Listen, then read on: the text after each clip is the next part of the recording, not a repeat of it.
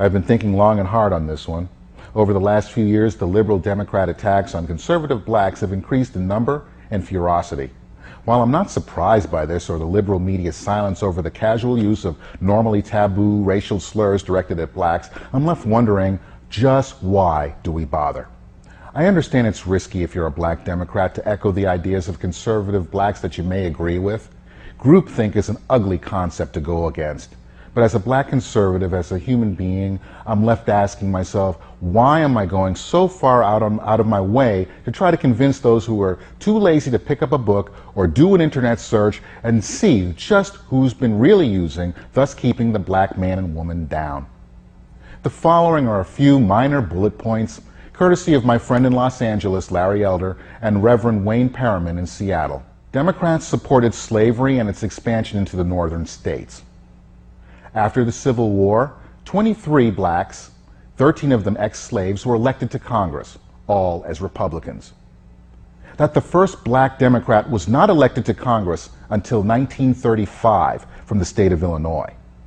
That the first black congressional Democrat from a southern state was not elected until 1973. That Democrats in 1854 passed the Kansas-Nebraska Act that overturned the Missouri Compromise and allowed for the importation of slaves into the territories.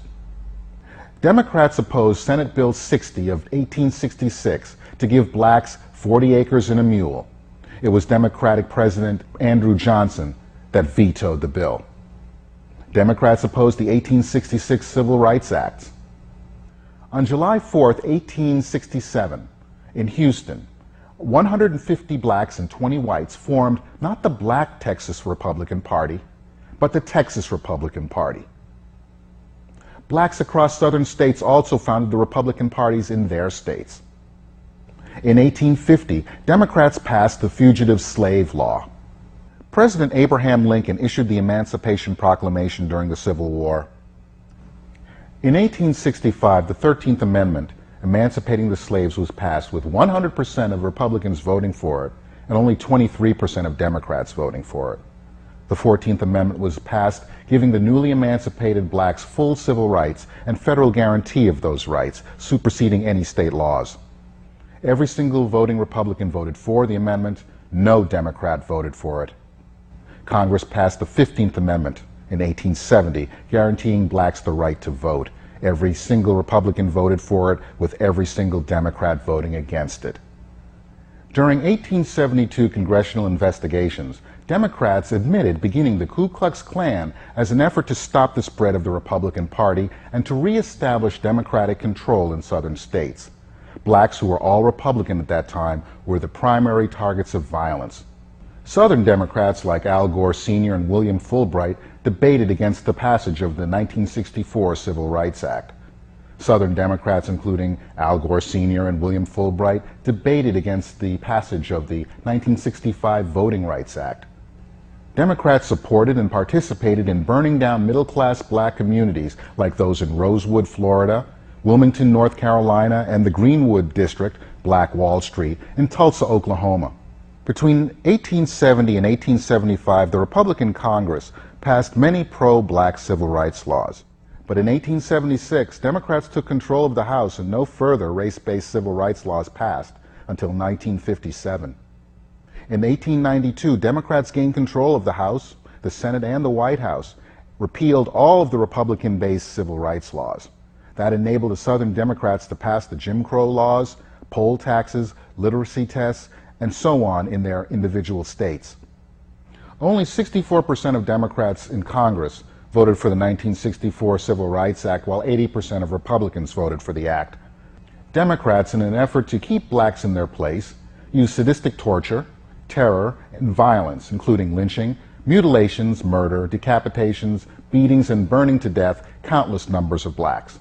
Despite this material being readily available to anyone who shook off the label of acting white, actually learned to read, and can find this untaught American history easily, many blacks consider it the easy way out to just blame all their problems on racism. Ever wonder why conservative blacks are always called sellouts while liberal blacks like Jesse Jackson get a paycheck for being a racism watchdog? I've always wondered why he goes after any cause that will get him on the television, or he targets corporations that will pay him off personally to make him go away.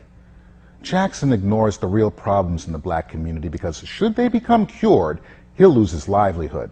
So you may ask, what does the title of this segment mean, Time to Move On? There's that old expression about bringing the horse to water and trying to make it drink. Black conservatives have been spitting into the wind for years now, trying to wake up the sleeping black electorate to the sins of those whom consider themselves the party of civil rights.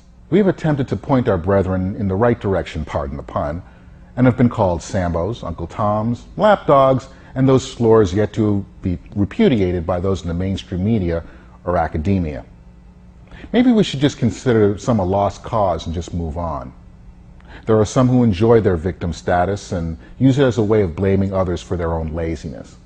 There are many black folk out there who have used the education system to their benefit and are now self-reliant. They don't depend on a check from the government every month, and they are the true leaders in their community.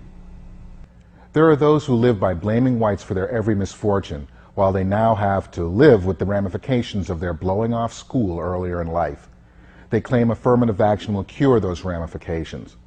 All affirmative action does is make every black person's qualifications suspect upon their first day at a new job and discriminate against persons who may be more qualified purely because of the color of their skin.